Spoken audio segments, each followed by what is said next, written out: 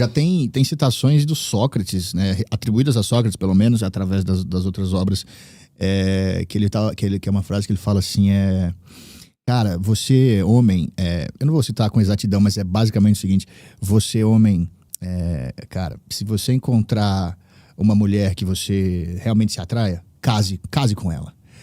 De duas uma, ou você vai ter uma parceira amorosa, fiel, companheira, compreensiva do seu lado, ou você vai se tornar um filósofo.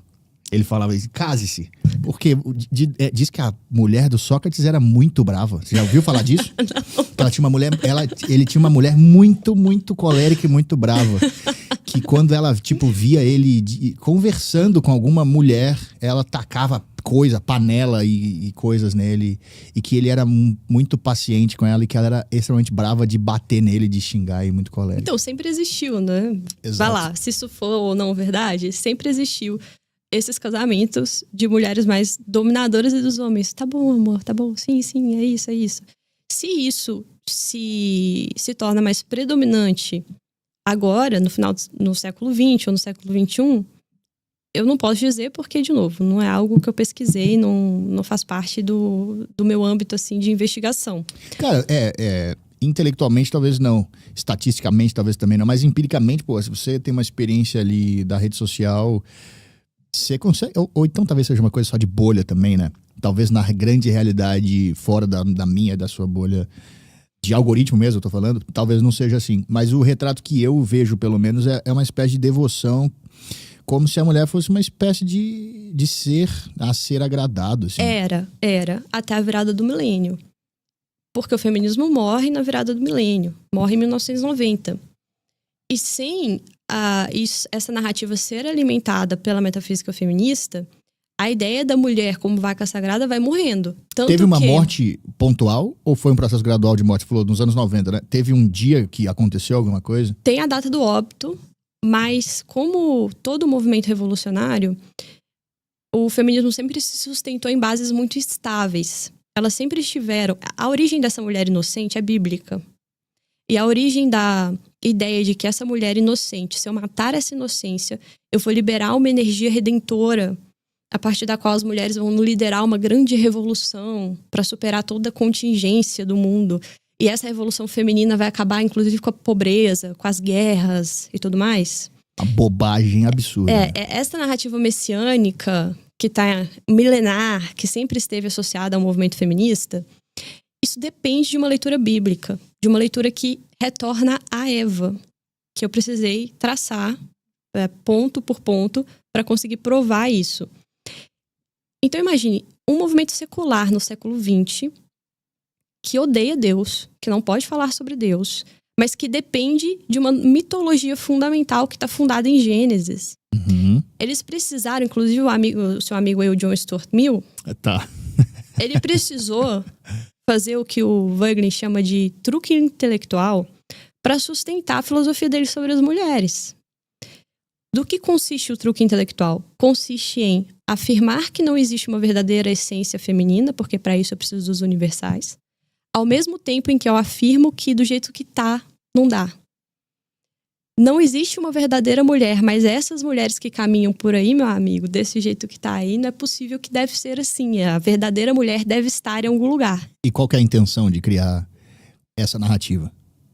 A intenção é alimentar esse movimento político messiânico milenarista com o objetivo de fazer a grande revolução. Se não tem uma natureza fixa do que é o feminino, mas o que está estabelecido hoje não é um construto que está agradável, a gente pode fazer o que a gente quiser. Basicamente isso? Eu posso sempre continuar projetando a missão para o futuro. Entendi. Ainda vai chegar a salvação. Em razão desta natureza messiânica do movimento que sempre precisa do apocalipse iminente. O apocalipse não é de fato o fim do mundo, é a revelação, né? É a última revelação. Essa última revelação vai te dizer como as mulheres verdadeiramente são. E eu preciso alimentar, este novo mundo precisa chegar para que eu saiba como elas vão se comportar sem a influência masculina, sem as limitações do patriarcado, sem as limitações sexuais, sem as limitações da psique formada lá no início. Aí vai variar, né, o motivo pelo qual elas estão nessa situação aí de essa situação miserável, porque que as mulheres são bobas, fúteis e feias, isso é denunciado por todas as feministas. A ideia delas é superar isso por alguma coisa. Matar essa inocência para chegar a algum lugar. E chegar neste lugar que seria, eventualmente, um paraíso, né? Isso tudo precisa de um truque intelectual muito sofisticado para você fazer um jogo de luzes para que a sua audiência não perceba que, na verdade, você está jogando em termos bíblicos. Tá. Então, a sua audiência secularizada precisa comprar esta ideia. Se a audiência secularizada sentir um cheiro de cristianismo, ela já cai fora, entendeu? E o cristianismo, nesse sentido, no final do século XX, ele se traduz mais como: isso é liberalismo. Isso é coisa de liberal. Liberal virou um xingamento que antes era restrito aos cristãos e tudo mais. Isso foi feito, certo? Esse jogo foi jogado durante o século XIX, durante o século XX. Simone de Beauvoir joga esse jogo. Stuart Mill joga esse jogo. Que é o jogo mais amplo, que é o jogo da perda dos universais, que está associado a uma metafísica mais ampla e que as mulheres também jogaram. Mas, no final do milênio, essa narrativa já tinha dado, já tinha desgastado. Já não dava mais para esconder que a origem dessa mulher era inglesa, era liberal, era puritana. Tá, tem data, tem hora e tem lugar. Era dissidente. Certo. Que não se sustentava. Vários elementos da metafísica feminista só podem ser sustentados a partir desta noção, de novo, que tem ali os elementos que são religiosos. Um sofrimento feminino universal, por exemplo. Todas as mulheres sofrem de forma igual e a partir desse sofrimento eu posso mover uma revolução.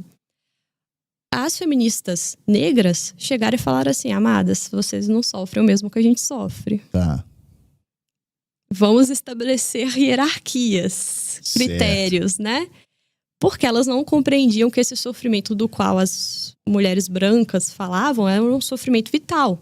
Não tem a ver com a cor de pele. Tá. Todo mundo está sujeito a doer porque não temos Deus. Sim. Porque eu preciso preencher esse vazio. Mas elas jogaram isso na fogueira.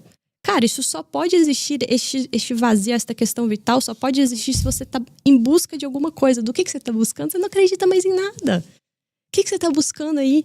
Como é que você vai unificar essa busca em algo maior? Que algo maior, meu amigo? Você já matou Deus há muito tempo.